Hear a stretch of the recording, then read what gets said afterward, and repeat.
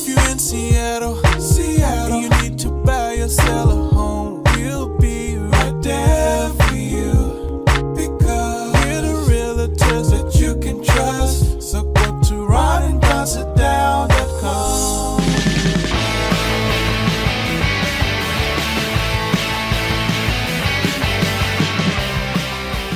You're listening to The Ron and Don Show on the Ron and Don Radio Network. Hey, you guys, what's going on YouTube and also on the podcast? It's your boys, Ron and Don, and we are back live in the Les Schwab studios. What is up, Ron and Don Nation? Hey, coming up on the Ron and Don Show, we got to talk about my son borrowing my shaver to shave his ass, and now I'm like... Jeez. Really? That's what you're opening the show with? Tell you what, man, ever since he turned 15, we got a lot of issues over at my house. Also, I'm going to tell you about my 40-year high school reunions coming up. And I don't know if you guys have noticed the glow today, but there's been something I'm doing, and I'm sure you guys see it. So I'll reveal the glow, and it's the rage right now on the internet. All the influencers are doing it. Okay. And since we're on YouTube now... I've been doing it too. Are you a self-appointed influencer? Before we get to that, though, we're going to get to this. So why don't we get to the news as we see it here on the Ron and Don Show? The news as we see it. All right, this just do things come hot off the press now, or what? Hot off the web? Yeah, hot off your phone? Yeah. Let's talk about the NFL. And let's talk about flag football. You and I were flag football coaches for the past 3 seasons. I don't think it's the same caliber as the NFL players, but yeah, I hear you. But what is your take? Because my understanding is that, and everyone's wondering, hey, the Olympics are coming up in 28. Are they going to allow NFL athletes to play flag football in the Olympics? And there's some stipulations, but it sounds like that's going to happen. And what say you? How do you feel about it? This is really interesting to me from the perspective of the NFL dominates North American sports television contracts. In the same way that we dominate YouTube. And they are now trying to expand this to a world game. They are jealous of the game of football around the world. Who's jealous? The NFL. When you see the valuations of teams like Arsenal and FC Milan and like the football squads, and then when the World Cup happens, the NFL's like, how do we expand our game globally like the NBA did? So the NBA was able to go out into the world and get, it's all the rage in China. You have, think of the top tier players right now, probably half, if not more, of the best in the NBA are foreign-born players. And it's changed the way that the game like is played Jokic, as well. Antetokounmpo, that kid in San Antonio that's over 7 feet tall that I'm blanking on right now. He's from France. So you have the international game. The NBA is huge worldwide, and the NFL's like, we got to get some of that. Yep. And so the NBA basketball has been in the Olympics for a long time. Baseball has been in the Olympics, and that's a real worldwide game. It's one of the reasons why they want to be on streamers, because then you can watch the games worldwide versus, hey, we're stuck here right. You think about NBC. what the Dodgers did in the offseason. They have a direct portal to Japan right now to get the most elite Japanese players, and there's a sense of, oh my God, Shohei Ohtani is with the Dodgers. Now you're getting Japanese pitchers, etc. So baseball's worldwide, basketball's worldwide, soccer, aka football, worldwide. NFL has been confined to North America for the most part. They tried to do like a G League, European league for a while back, I don't know, in the 90s or the 2000s. And it's because you have to get young people playing the game. And the price, the amount of money it costs, like I'm buying a couple of football helmets right now for a local school. Those helmets are like $220. It's not an inexpensive game. And then you have to have 22 players out on the field. And you have to have all the pads on. Right? Yeah, so it's been very, very difficult. Because if you play the game, then you become a fan of the game and you grow up watching the game. And that's why football or flag football. You just need a couple flags and a football. So the NFL getting this to be an Olympic sport was a huge coup. I would love a movie on the behind-the-scenes wrangling that needed to happen for the NFL to get accepted. And we'll play it right here sport. on our YouTube channel. Exactly. Our new YouTube channel. And so now they're taking the step further and saying, okay, if we're going to compete in the Olympics, the United States needs to win. In order for us to win, we need the best players. And so the NFL, the owners are agreeing to allow one player per team. The other thing they've done this year, hold on one second. The other thing the NFL owners decided on when they're deciding on this thing is they have a team, and I think it's Jacksonville Jaguars. They're playing their first 2 regular season games in Europe this year. And so they are now, and they've been doing this for a couple of years. But Vikings are over there playing games back to back. Never 2 games in a row. You're going to see a full slate of games in the next 5 years. And then we're also seeing games that are going to be exported to Mexico City. Yeah. So I think the writing is on the wall of the next expansion in the NFL. I believe you're going to have a team in London and a team in Mexico City. The London team would be in the NFC West or whatever, and the Mexico City team will be, that'll be in the East, and this will be in the West. And you would have games going on. They would do multiple games on those travel junkets. And so the NFL is trying to dominate the world. I don't know if it's going to catch on in these countries that have had 200 years of football being soccer, and how embedded that is. If you watch a show like Welcome to Wrexham and you see a stadium that's 158 years old and what the team I've watched Welcome Back Kotter before, but you're saying Welcome to what? Welcome to Wrexham is a soccer show. Yeah. Boy, to come in there and to capture a city with a new sport, it's going to be hard. That's what they want to do. Think about, though, 1997, we're working for the Raiders. You go into Raider Stadium, it's just all black jerseys, right? And they wear black jersey, white jersey. That was it. Fast forward to today, and you look around and you see what people are wearing, or you go into a team store, it's really driven by women. And you see a lot of women. You see a lot of kids at these games. That's one of the reasons why the NFL flag game is so interesting. And we saw this. We saw girls, female athletes. Chances are, if you're good at playing basketball, you're good at soccer, you're going to be a great flag player. And I think that this particular sport, I think we might see NFL or not just NFL, because NFL owns a part of flag. I think the growth is in watching women play flag football in the same way that we finally got our Caitlin Clark, and the next thing you know, here goes the WNBA. I think that's what the NFL is looking for when it comes to flag. I don't know if it's going to be driven by men. I think it's going to be driven by women. And you look around a stadium, and there's lots of women now. Gear is made for women. Gear is made for kids, and women make a lot of the buying decisions in homes of families. And I think that's going to continue. And I think that's what the NFL is tapping into. I think that after the 2028 Olympics get 2 Olympic cycles of flag football, we're going to see a push by the NFL to make junior high and high school and even college flag teams. It'll be a separate sport, but it will be, and they're talking about professional leagues for women. Yeah. This is an interesting experiment. Why one player per team? Because the injury factor. Yeah. Like if you're in the Olympics and you're playing Mongolia in flag football, the skill level is going to be so disparate that the likelihood of someone running into you, stepping on an ankle, breaking a knee, getting injured is high. Do you actually want to see the Americans go? Like, did you enjoy when the Dream Team in basketball would go out and crush people? I enjoyed when I watched the Dream Team go out and they were supposed to crush people, and they did not, right? Because they were all superstars, and they still had to learn to play together as a team. Do you think we'll see the same thing in flag? I'm not in this age category. Like when skateboarding and breakdancing and this stuff that's at the Olympics now, like it's not for me.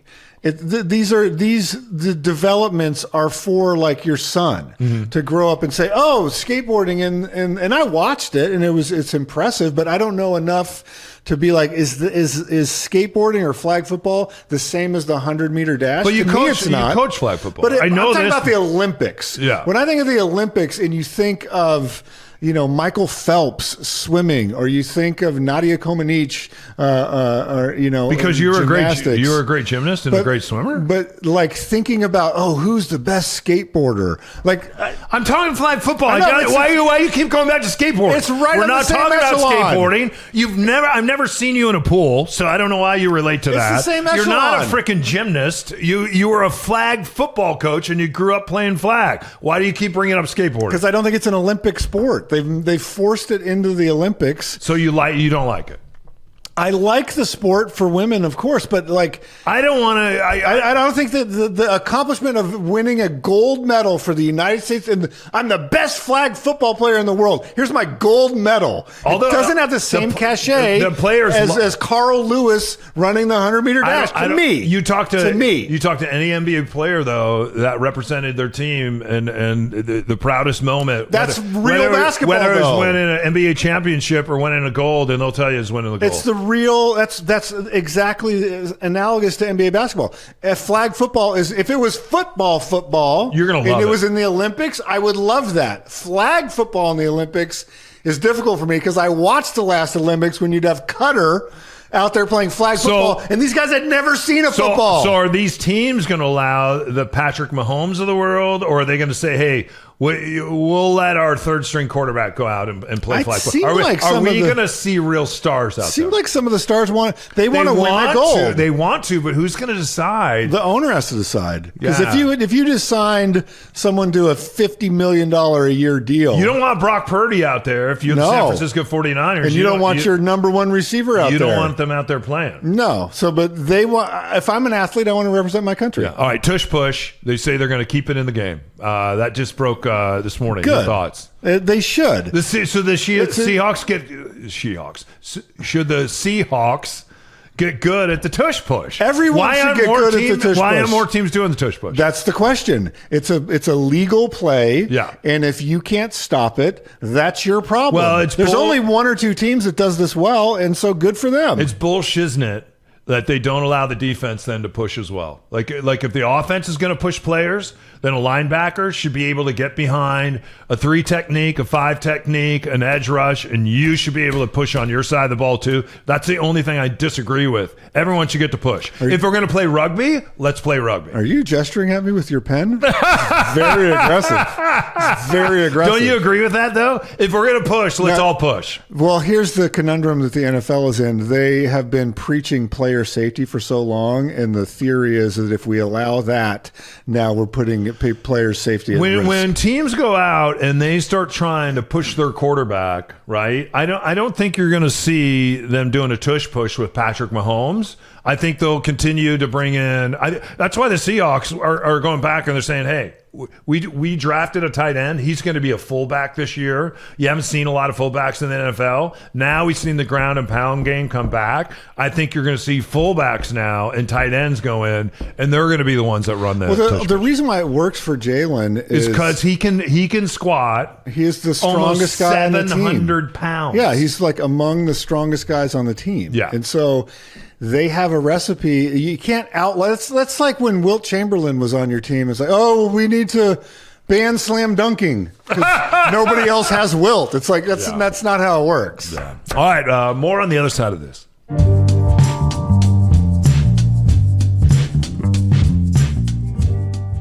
Hey, you guys, it's Ron and Don for Les Schwab. But guess what? It's the summer driving season. This is what I want you to do. In fact, my son and I are planning on getting in our camper rig, our new camper rig. Well, it's new to us. It's 25 years old, but it's new to us. In fact, we have on some brand new Les Schwab tires.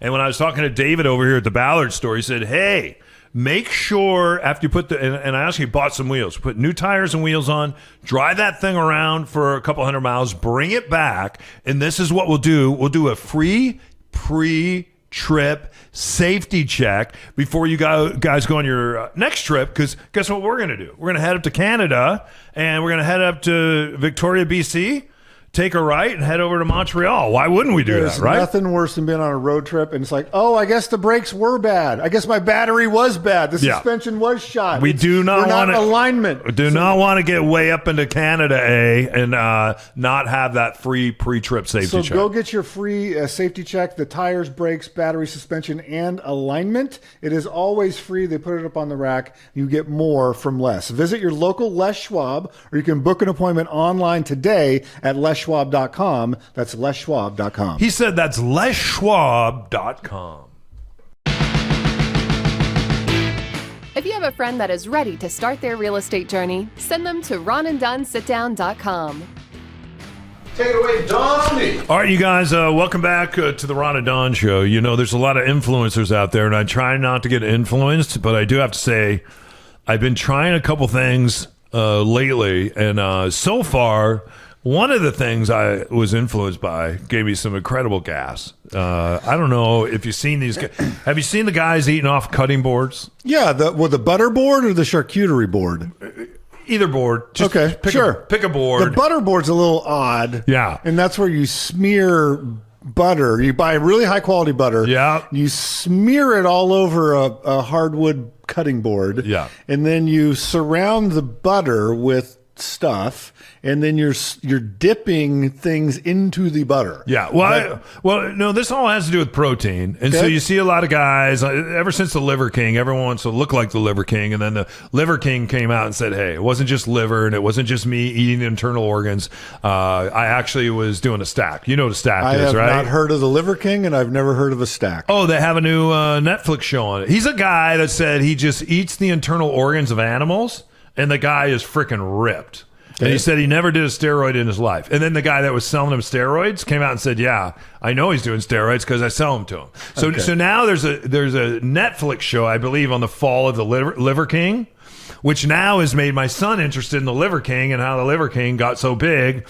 And so now I'm having to educate him about, well, the Liver King has been working a stack. And he's like, well, what's a stack? I said, well, a stack has to do with anabolic steroids, has to do with not just things like creatine. And I've never done steroids. I've never done testosterone. If I did, and who knows, maybe I should, and as I get older. The issue that you have when you start doing a stack like that, you will get ripped from it, especially if you just eat a lot of lean protein and you do those stacks, and then you start adding creatine, for instance, on top of that, which as we get older, like you should do. Do you do creatine? I do not do creatine. You probably should. It's good for your brain. It's good It's good for longevity, and it's good for your sleep. Would it surprise you to learn that I have never been ripped? I've never been accused of being ripped. Not like Matt and I? No one has ever said, I wonder if Ron does steroids. Yeah. That has never happened to me. I get accused of it all the time. And anyway, so now, because kids at school and all that are talking about it, and they're talking about their stack, we have to talk about that. And then a lot of these guys, they do the stack. That is it's a lot of guys in the WWE do stacks, and it's one of the reasons why you see these guys die when they're 50, 55 years old. It's serious horrible. question. It can be very serious question. Horrible for your heart. So if your son sees this on Netflix and then TikTok or whatever, and he starts seeing, like, I remember being 15 and wanting big muscles, and I would draw guys with big muscles, and I worked out, and it just wasn't in the cards for me. I said that laughingly, but like, I was an athlete growing up and wanted to get bigger, and I just don't have that body chemistry. Would he be susceptible, do you think, of going, yes, this is a shortcut to get to that? Yeah. And so if he had access to steroids, he would take them? He sees the supplements that I have, and I leave my supplements out on the table. And I've explained every supplement to him and why I take the supplement I do. And we've talked about taking a stack, testosterone, all that, people that he follows online. And then I have a trainer. I've just decided to be his dad, not his coach, not his trainer, not his tutor.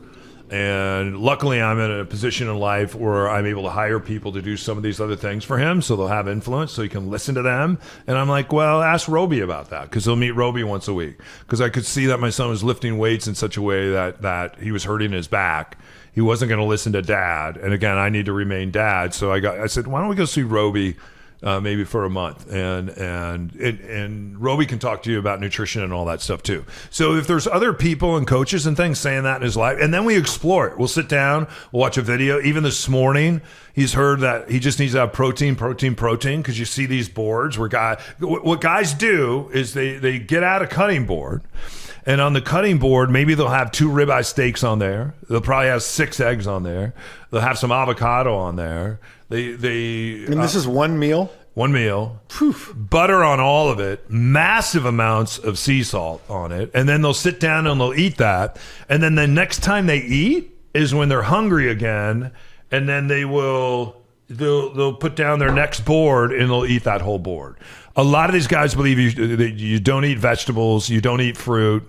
You don't need that. Your body doesn't, which I don't believe at all. There's so many great antioxidants in there, cancer fighters, all that stuff. And you'll see these guys online eating off these boards, and then they're super ripped. And so I've been able to show, and I appreciate that there's some guys out there that have actually admitted, yeah, I eat off this board, but I also have a stack. And then they go through their anabolic steroids, their testosterone, everything that they do in order to look the way that they do. And the thing about vegetables, right? Vegetables are incredible for you, but they can also create a lot of bloating. So for guys that just want to be ripped, they just want to take that stack, they want to eat protein. So this morning we were eating we were eating and then also talking as we were making breakfast, and I was getting ready to take them to weightlifting. 'Cause I can't imagine. We were listening to Dr. Sanjay Gupta from CNN, who I really like, the Goop. You and I like Goop, right? Yeah. And so he was talking about how we have this thing in society right now where we have to have protein. And my child is asking me, "Did you have your protein today?" Protein. What about your protein? And so I explained to him, I said, "Hey, do you know that all that protein that you're taking, your body can't store that protein? It can either use it or not, and then you're pissing all that protein out. So you want to eat protein through the course of the day." But then he's really great about, in his lunch, no potato chips, and it's his choice. It's all laid out on the counter. And I always make sure there's snacks up there if he wants to cheat, but he'll take an orange, he'll take a banana, maybe one time a week he'll take chips. And I'm like, yeah. And then if you eat your protein throughout the course of the day and the fact that you're working out and all that, that's kind of where you want to be. And then he said, well, what about me? Creatine. And I said, you don't need to take creatine. The reason you don't need to take creatine is you're on the other side and you're going through puberty right now. Your body is creating so much creatine. I said, I wish I was going through puberty right now. And it's one of the reasons why, for instance, I'll take that. But your voice would change. Hi, this is Don. So are you afraid that he's susceptible to these influencers in a bad way? He is. So that's why we talk about it all the time. Absolutely. Because I can't imagine being a teenager in the world of influencers with all the aspirations that I had and wanted to do at that age. Well, and the reason I bring it up, do you and Matt off the mic notice my glow today? Not really. No? What do you? Matt, off the mic, do you notice the glow? Shiny. Do you notice the glow? Really, no. It's shiny. You're shiny. All the influencers out, people are eating beef tallow, and then people are smearing beef tallow all over their face. I got my 40-year high school reunion coming up. Time out! Say that it's a poor man's Botox. Stop the show. You just rolled right by that. What are you talking about? Beef tallow. So are you buying a tub of beef tallow? I've been slathering all over my face. Time out. Ever since we put the cameras up and I got this turkey neck, I'm like, what am I going to do? Either got to get an operation, Botox, or beef tallow. You go to the beef tallow is only $20. You go down to the butcher on the corner and you get beef tallow? No, you can buy beef tallow. You can buy a tub of it online. So you buy a tub of beef tallow and then you scoop it out and rub it on your face. All over your face. I've rubbed it all over my turkey neck. And then what does that do? If you're looking at it on YouTube, I think my turkey neck, it looks a little less turkey, more like a chicken neck. Does it smell like beef? Do flies come and land on your face because they smell like beef? Do I smell like beef to you? I have a bad nose, but if I imagine you could smell like beef. So no, it's all the rage. There are some trends you're following that are so far off my radar. We are on separate algorithms. Well, because it is crazy. You don't have a turkey neck. And I don't have a liver king. You don't have a turkey neck. You maybe have a few extra pounds, and you have beautiful feet. We've talked about this before. I don't have beautiful feet like you, and I have a turkey neck, and so therefore I got to do. Towel. I got to do a little extra work. Keep bathing in beef tallow, and then on next week's show, I'll give you my report. I'll bring a tub. I got an extra tub. I got a 2-for-1. I don't need an extra tub. You don't like you I look have pretty good skin for a guy that's 54. I don't have good skin. So anyway, the 40-year high school reunion's coming up. I'm down to week 7. So real quick, I've lost can I ask you a 6 question on pounds, this? and I've been experimenting. With Why the do you want to go to your 40-year high school reunion? Because I don't know. Everybody that you want to stay in touch with, you do. When you go there, it's going to be the same conversation over and over. No, all my friends aren't going because they're too cool. They're still all the guys that were on the jock wall. They're still on the jock wall. But like you could go. All the kids that I was in honors classes with and that I really liked, and kids that were in the band. But you could be in touch with them right now. Not really. No. I would like to see them. I would like to go back and see them. We're going to tour our school. Okay. I would like to tour the school because they filmed that. What's the show that they filmed there? Stranger Things. Yeah, they filmed Stranger Things there. No, I would like to go back and see some of those people. Okay. And hug their necks, and I was close to them. I went one time. I would like to see them 40 years later. Okay. Because I went one time, I think for my 20th, and was like, all right, I've had enough. Yeah, but you didn't have any beef tallow on your face. And I don't have any friends. More on the other side if you can stand it.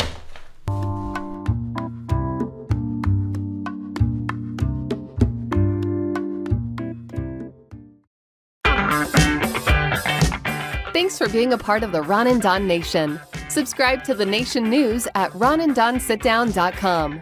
A behind-the-scenes look at everything Ron and Don. All right, welcome back to the Ron and Don Show. If you're tuning in, I think we just talked about beef tallow, so I'm not going to talk about someone in my house borrowing my shaver to shave their ass. That's a lot. We're gonna kick that. It's in the TMI file on the Ron and Don Show. We're gonna kick that off in the next segment. I did want to talk about this though, because there's a new article out. In fact, my friend George G, who I share tickets with, the Seahawks. We had a conversation yesterday. He travels a lot and he uses Airbnb a lot, and he and I were having a discussion about how the Airbnb experience is not what it used to be. Have you noticed that? Do you use Airbnb when you travel? I do use it in when I travel, and I've found it to be very helpful. Tell me how you use it, and when do you decide to use an Airbnb, and when will you decide, for instance, to use a hotel or motel? So there's two things that go on in my mind. If I'm traveling like with my family, so if I have more than 2 people, then I try to go Airbnb. So like, for instance, I took my brother had a landmark birthday a couple of years ago. And so I took him and his wife and his daughter to Italy. Yeah. And so we had multiple people there. So we would get Airbnbs because we wanted a shared kitchen, etc. If it's just me and like my girlfriend went to Japan, we stayed in a hotel because it's just the 2 of us. Yeah. And the other thing that I do though, even if I'm not staying in an Airbnb, is I love me some Airbnb experiences abroad. So when I was in Japan, we booked a Japanese whiskey tour through Airbnb. So even though I wasn't staying in an Airbnb, I used my Airbnb account. We found a guy who spoke English. He took us around to some small whiskey bars, and we got to meet, and he could translate to the bartenders and got to learn about this culture that they have there. Yes. And so I will do food tours, bar tours, experience tours on Airbnb, regardless of if I'm staying in an Airbnb in that country. But I will also do the lodging if it's more than one. Well, person. maybe it's on the host side, because I think I host 9 Airbnbs right now, and some are short term, some are mid term, some are long term. Some are in $4 million homes, and some are in maybe a tent in your backyard. Yeah, maybe the one in my backyard is probably a $1 million home because it's Seattle. Somewhere else it'd be a $200,000 home. So it's kind of ridiculous. I'll put it to you this way: a couple of years ago, I have an Airbnb over in Magnolia, and it's a $4 million home that I manage. And so we have big groups come there, and you're not allowed to party in the Airbnb. You're not allowed to have a wedding there. You're not allowed to do anything. And I always I know all the neighbors. And if the neighbor sees something going on, because the neighbors will use the Airbnb. Like my neighbor Michael, his family is coming in a month, and his family will come stay at the Airbnb. It's a beautiful house for 3 weeks. And so they're always looking at because what you don't want to do in most neighborhoods where there's an Airbnb, the neighbors hate you, and I want to make sure that the neighbors love us. And in fact, we'll have kind of a gathering one time a year. We'll invite everybody to come. So Michael calls me one day and he said, "Hey, they're having a party at your Airbnb, and there are beer bottles all over the front lawn." And I'm like, on my way. So I head over to the Airbnb. The guy's having a party, and they had rolled out the 3 trash cans, and they had overfilled all the trash cans without using and there were beer bottles and party supplies everywhere. And so it's explicitly stated when you release this place that you can't have big parties. So I went in and I knocked on the door. The gentleman was there, and it was like, "Who are you?" And I said, "Well, my name's Don. I'm your host." And I said, "Hey, we're not supposed to have any parties here." And I said, as far as the garbage out front, and I said, "Hey, let's grab some garbage bags. I think I have some in my rig, and let's clean those up." But some of the neighbors are complaining. So he said some things to me that start with an F and they end in an off. So I looked at him and I just said, "Hey, you know what? Because a lot of times when I walk up to your door, people don't understand that I also own this home with my partners. They just think you're some schlep from down the street that's been sent over to whatever." And I said, "No, I own this home with some of my partners. We have some complaints. I called Airbnb. I let them know I'm telling this guy to leave." And so I told him to get out. I kicked him out. And I said, "Get out right now. And if you're not out by thus and such a time, you've broken the rules." And I said, "You'll get kicked off the platform. They won't allow you on the platform anymore." So what happened is this particular home at this point probably had 100 reviews. Every single review is a 5-star. Every single review. Those reviews for me, because people pay a premium to stay there, those reviews are very important. This guy went in just to be a starts with a P, ends with a ick, just to be that guy. He went in and gave me a 1-star. Cleanliness, host, property, and then wrote something just really horrible about his experience at the property. And that got posted on Airbnb. I called Airbnb and they said, "Well, you can rebuttal, but we don't take those down." I said, "You have to take that down, because if you don't take that down, that's going to hurt my business, which means it's going to hurt your business." I said, "Can I talk to a supervisor?" They said, "Yeah, let's get a supervisor for you." So we went back and forth a number of times. I talked to a supervisor. And we had a conversation, and she said, "You know, we have this little board that meets. It took some time, because you're not allowed, if someone writes a bad review about you, you're not allowed to take it down. And they typically don't take them down." But we were able to kind of work through that. And they said, "Yeah, the board looked at that. We can see you had called in. They saw the pictures. You have to document all that." And they took that 1-star review down. And so it's back to being a 5-star place to stay. Fast forward to an Airbnb that I own at the top of Queen Anne with some partners. And we had a sewer problem there. And what was happening, this was an old 1908 cottage. And what was happening in this old 1908 cottage, people would be taking a bath, and all of a sudden, water would get up to their calves. And then sometimes, for some of the people that were staying there, someone was staying there, the water overflowed, and it went on to the bathroom floor, and it destroyed the bathroom floor. And this is a bathroom that I just remodeled because we had another issue there. So they write a horrible review. They send in pictures of the bathtub overflowing. And so I brought in my guys from Beacon Plumbing. Those guys are always great. So we fixed the issue, we thought. And somebody else went in there and they had the same problem. And it overflowed again. They took pictures. They put it online. They gave me a 2-star review. They sent it to Airbnb. Airbnb contacted me, and they said, "Hey," just through a letter that they sent me, and they said, "You're going to have to take that down and fix that. And then once you fix that, send us pictures and the receipts that it's fixed, and then you can be back online. But we can't have a number of 2-star reviews." So I voluntarily then took my my cottage off the platform. It's the only besides this guy over in Magnolia, like I'm a super host, man. I get 5-star reviews almost all the time. I have probably 1,000 reviews, maybe thousands of reviews. So I call Airbnb, I get someone on the phone just to make sure that I'm doing the right thing. The person I'm talking to on the phone now, and this is different than my situation in Magnolia, they're not in the country. They're in a phone room, and I can barely hear them. Right. And I can barely understand them. It's not that English is their second language. English, and I'm not kidding, might be their third language. And so I said, I'm having a hard time hearing you, having a hard time understanding. I'm going to call back. So I call back again, and it's the same thing. And it used to be people answering the phones would work from home around the world. They are working in these call centers. So Airbnb has a new CEO now. They have people in call centers. And there's so many people talking in that call center, and sometimes they're speaking different languages because they're talking to different people around not around the country, but around the world from these call centers. So right? what are you wanting to do, to get them to take down the 2-star reviews? Or No. I wanted clarification. I said, I just want to clarify. I voluntarily took this listing down.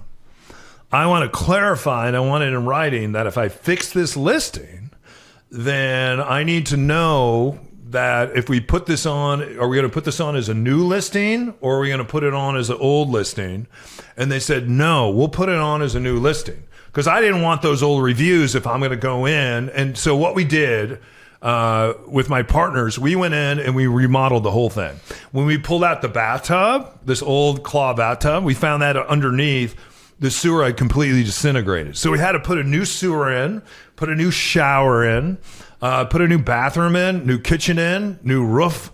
We painted it, new courtyard, spent probably $100,000. And we took it offline. It was probably offline for 5 or 6 months.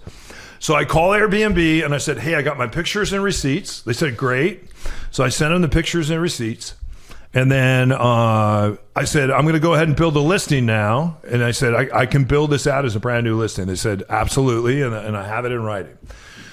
So I put it on. I had it completely booked out for this summer. And I woke up the other day and they had sent me a note. They had canceled the listing. So the listing was gone. And they canceled all those bookings that I had for the summer. Just canceled them. They were gone. And that's money that you're depending on in order to pay for the debt service for that property.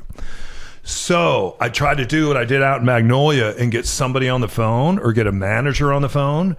And what they started to do is they just started reading off a card and they just started responding with AI stuff. And I said, well, could you go back, because I have it documented. These are the pictures. Here's all the receipts here's the receipt from Easy Way Plumbing and all the plumbing that we did out there. Here is the new listing. Here's your agent telling me to bring this on as a new listing. And they sent something back saying, no, our board looked at it. We canceled the listing because you had a dual listing on, which is a complete misunderstanding. And so for weeks, I've been trying to get someone on the phone at Airbnb. I've been trying to talk to a manager.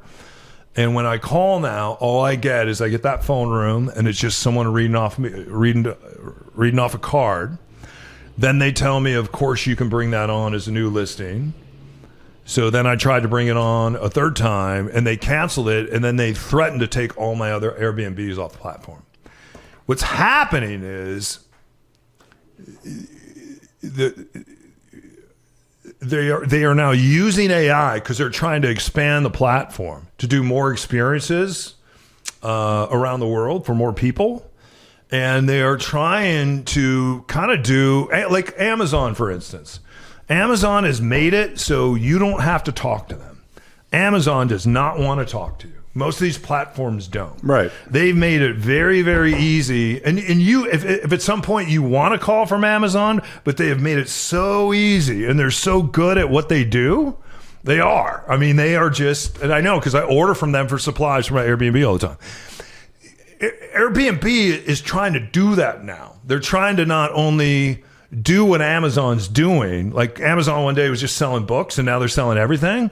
Airbnb is trying to do that with housing and experiences, but they're kind of stuck in this clunky AI where they don't know how to use it. You're training the AI. Yeah. And so what has happened is in real time, not only is this been removed from the platform, and I know they really don't want that, but there's no one I can get on the phone to have a conversation with the way that I could 2 years ago when this happened in Magnolia, where English was the person's first language and they weren't reading off a card, and then they weren't sending me something to AI saying, hey, and they would send you the follow-up notes. Now they're just, when you get off the phone, the case is closed. So I am now in the process, I'm going to remove all my listings from Airbnb and I'm going to use other platforms because I can see more of this happening. And I know they have a new CEO and he's very pumped and excited about turning this into the Amazon of experience. But I'm caught in the clunkiness. Yeah, of sorry it. you're going through that. That's fair, beyond frustrating. Yeah, It's beyond frustrating. all right. Is that our third story? I think it was. Yeah. Hey, you guys, thanks for listening to the Ron and Don Show. We really appreciate it. And if you know anyone at Airbnb that I could talk to, well, I like to tell them to go to hell. Anyway, Ron, if people want to get in touch with us, how can they do it? Yeah, you can reach out to us at ronanddonsitdown.com. You can get me personally just in my emails, ron@ronanddon.com. And if you're a buyer, a seller, an investor in real estate, we would love to sit down with you. Yeah, and the cool thing is you listen to us now on our podcast. You can listen to us and watch us on YouTube. And also make sure you friend, like, and subscribe. We're also on Facebook and Instagram. He's Ron Upshaw. I'm Don O'Neill. All right. Till next time, you keep your head up and your shoulders back. Thank you, Matt. Thank you, Grace. Thank you, Ron. Thank you, Don. Thank you, Charlie the dog. And thanks to my son, the station voice, when he was 7. I don't know how much longer that'll last. He's not thrilled about that. Head up, shoulders back. We'll see you next time. You've been listening to the Ron and Don Show all day on the Ron and Don Radio Network. Thanks for listening to the Ron and Don Show. Please hit subscribe.